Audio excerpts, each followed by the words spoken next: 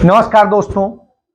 आज पूरे देश में भारतीय जनता पार्टी, शिवसेना सभी एक ही बात के बवाल पर खड़े। एक ऐतिहासिक सत्य जो बताता है, जो कानूनी दस्तावेजों में मौजूद है, वो यह है कि भारतीय जनता पार्टी, शिवसेना या जो भी हिंदूवादी संगठन है, उनके पुरोधा सावरकर, बीडी सावरकर, जिन्होंने देश के साथ धोखा करते हुए अंग्रेजों से माफी मांगी, और उन्होंने एक बार नहीं 6 बार उन्होंने खुद और 3 बार उनकी पत्नी ने उनकी तरफ से माफी मांगी थी। इसके दस्तावेज कानूनी तौर पे मौजूद। ये दस्तावेज दबे हुए थे, कहीं पर भी सामने नहीं आ रहे थे। 1985 में राजीव गांधी की जब सरकार थी, इंदिरा गांधी का निधन हो चुका था। इंदिरा गांधी हालांकि सावरकर के को देश का स्वतंत्रता संग्राम सेनानी मानते हुए उन्हें उन पर डाक टिकट भी जारी कर चुकी। बावजूद इसके सावरकर को लेकर के इन्हीं हिंदूवादियों ने शोर मचाया। इन्हीं के सांसदों ने जब मांग की कि उनकी फाइल को खोला जाए, उनके साथ जाने क्या क्या हुआ। जैसे सुभाष चंद्र बोस की फाइल खोलने के लिए लोग जिद करते हैं, वैसे ही उन्होंने जिद करी। और जब जिद करी तो जो सामने आया उसमें सावरकर की जो देश के स्वतंत्रता आंदोलन की लड़ाई लड़ने की बात थी, वो कोरी साबित हो गई और वो अंग्रेजों के पिट्ठू साबित। ये मेरे लिए सबसे जरूरी डॉक्यूमेंट है। ये देखा आपने, दिख रहा है आपको? और इसमें आप देख लीजिए, ये सावरकर जी की चिट्ठी है जिसमें उन्होंने अंग्रेजों को लिखा है। और मैं पूरी चिट्ठी आपको पढ़नी होगी, देख लीजिए, मैंने हाईलाइट भी कर रखी है, मगर मैं सिर्फ आखिरी लाइन पढ़ना चाहता हूं। अंग्रेजी में लिखी है तो मैं अंग्रेजी में बोल देता हूं। I beg to remain sir your most obedient servant V D. Savarkar. Hindi में ट्रांसलेशन कर देता हूं। सर, मैं आपका नौकर रहना चाहता हूं। समझ सकते हैं? तो वो वीर सावरकर से माफी वीर सावरकर हो गए। यह बात आपको समझनी पड़ी। जैसे सुभाष चंद्र बोस की उन्होंने फाइलें खोलने कहा, उनकी मौत से जुड़ी हुई तमाम, और जब सामने आई तो वह झूठ पकड़ा गया जो उनको लेकर के बदनाम किया जाता था कांग्रेस के तमाम तत्कालीन सीनियर नेताओं को। आप समझ सकते हैं। फडणवीस इसके बाद में सामने आए, भारतीय जनता पार्टी की तरफ से मोर्चा उठा रहे हैं। उसके बाद में भारतीय जनता पार्टी के राष्ट्रीय अध्यक्ष हो, जेपी नड्डा हो, उनके तमाम सारे नेता हो, वो आ रहे हैं और अब वो कहानियां बता रहे हैं। झूठ खुद बोलिए और झूठा दूसरे को बताइए। उन्होंने तो कानूनी दस्तावेज दिखाए, सर्टिफाइड दिखाए, आपके पास है, आप झूठ बोलते। कम से कम यदि आप देखेंगे, गांधी ने कभी माफी नहीं मांगी, पटेल ने कभी माफी नहीं मांगी और नेहरू ने कभी माफी, जेल काटी, कभी झुके नहीं। यह सबूत है। जब भगत सिंह की बात आई थी तो भगत सिंह ने कहा फांसी चढ़ा दो, लेकिन मैं मर्सी पिटीशन नहीं दूंगा। और यह स्थिति है। तो जो मर्सी पिटीशन न देने वाले लोग उनको आप लांछित करते हैं, और जो थोड़ी सी यातना से डर गए, घबरा गए, उन्हें आप वीर कहते हैं। तो साहब, जब चर्चा इतिहास की आप करेंगे तो आपका इतिहास कलंकित है, यह बात सामने आएगी। राहुल गांधी 22 तारीख को गुजरात में जाकर के रैली करने वाले, वहां वो बताने वाले, और वहां के लिए उन्होंने संदेश दिया है कि गांधी पटेल वीर थे और जो वीर सावरकर हैं वो माफी वीर थे। ये बेसिकली है। तो आप इस चीज को समझिए। भारतीय जनता पार्टी के साथ लंबे अरसे तक रही, सावरकर को अपना आदर्श मानने वाली शिवसेना को इससे बड़ी तकलीफ हुई। हो सकता है वो गठबंधन टूट जाए तो टूट जाए। कांग्रेस पार्टी को तो उस गठबंधन की जरूरत नहीं थी, वो तो थर्ड फोर्थ उसमें होती। मुख्यतः तो उस गठबंधन की जरूरत शिवसेना को थी। शिवसेना को मुख्यमंत्री बनना था, शिवसेना को मजबूत बनना था। आज शिवसेना दोफाड़ हो चुकी है, तहस-नहस हो चुकी है और उसका यह भी चेहरा सामने आ चुका है कि वो सत्ता के लिए कांग्रेस और एनसीपी के साथ जा सकती है।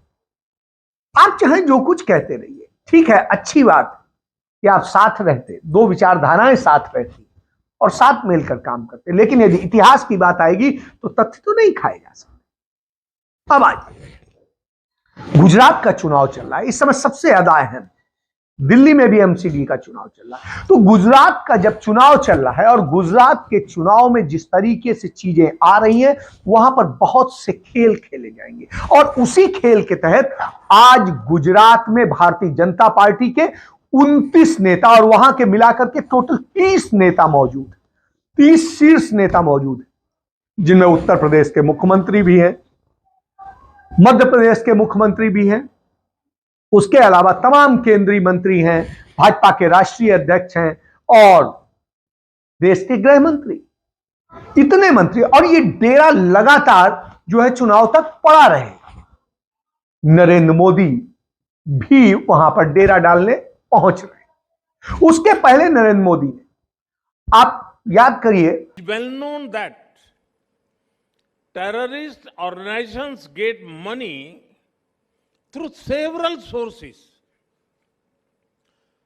One source is state support. Certain countries support terrorism as part of their foreign policy. They offer political, ideological, and financial support to them.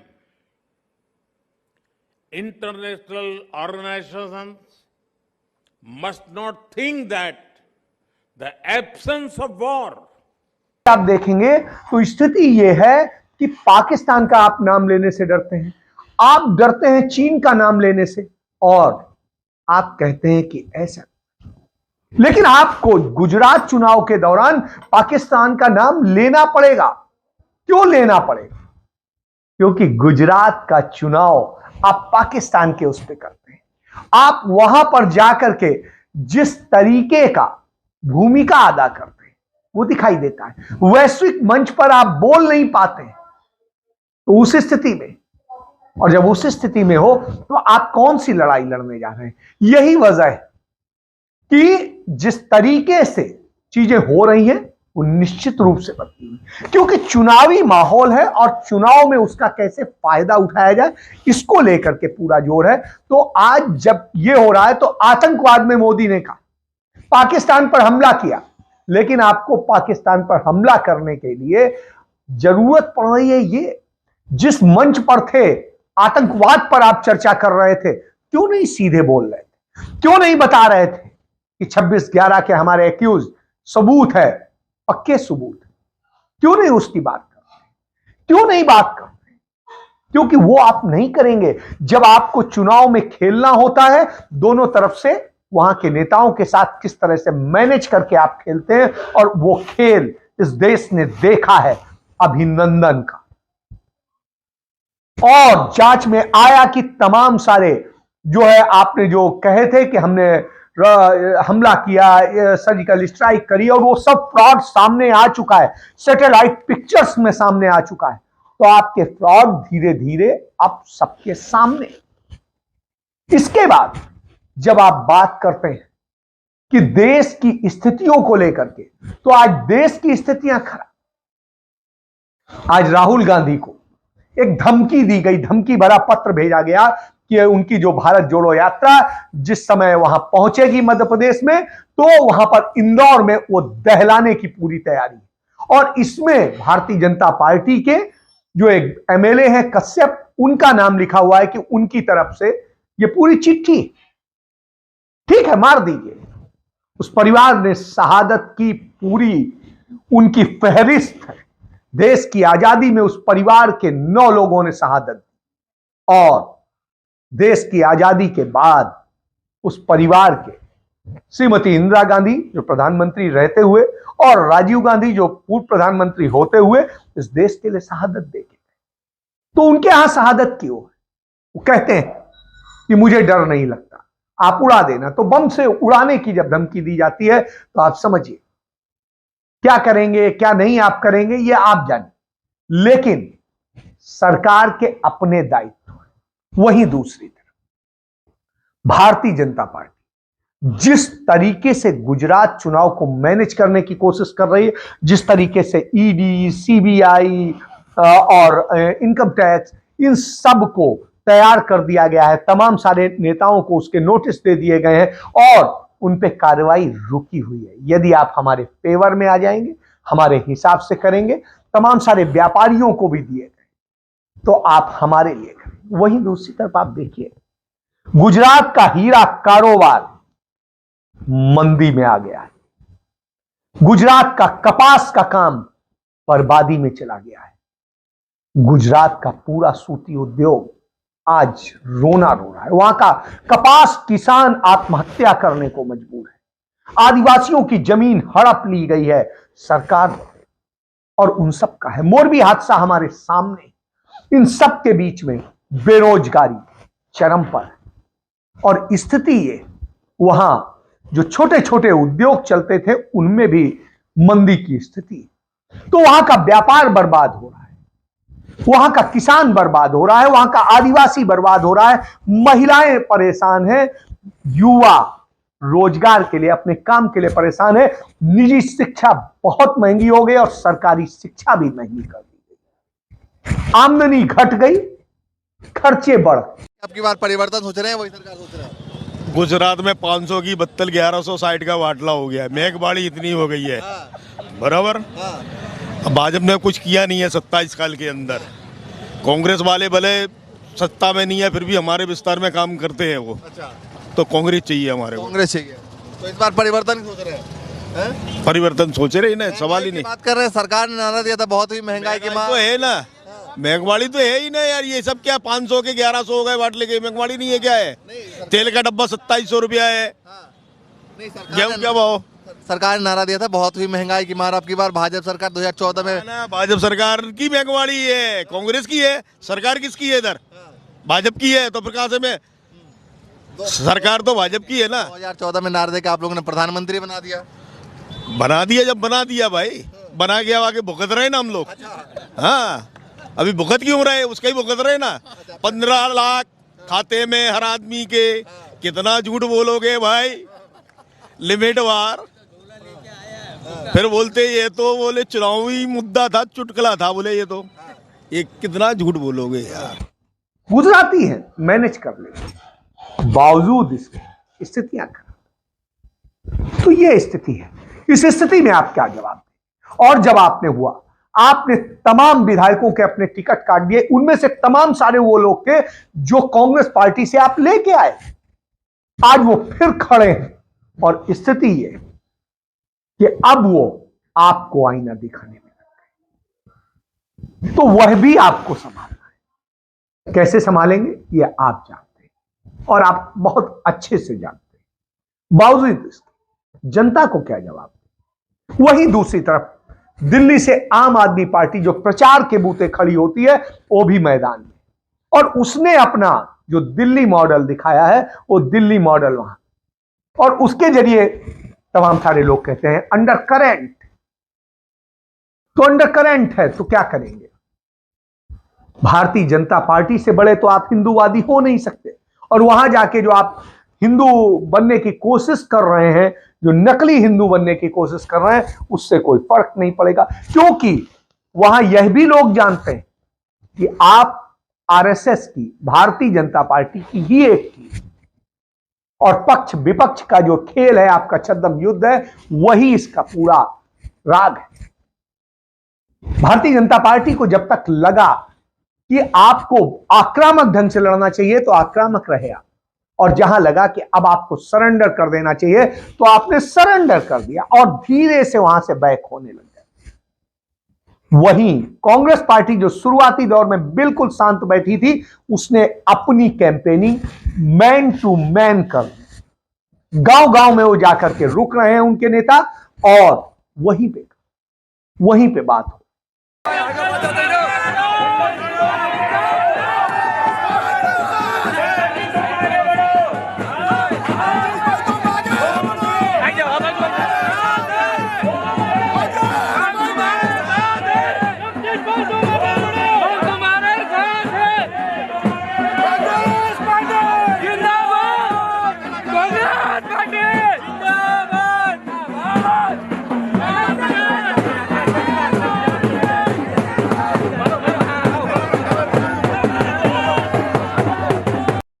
Rahul Gandhi के संदेशे के साथ वो वहां जा रहे हैं और बता रहे हैं कि हम आपके साथ कैसे खड़े थे पिछले 5 साल या उसके पहले, और अभी भी हम आपके साथ, हम ही लड़ेंगे, कोई और नहीं लड़ेगा, और आज तक हमने ही लड़ा है।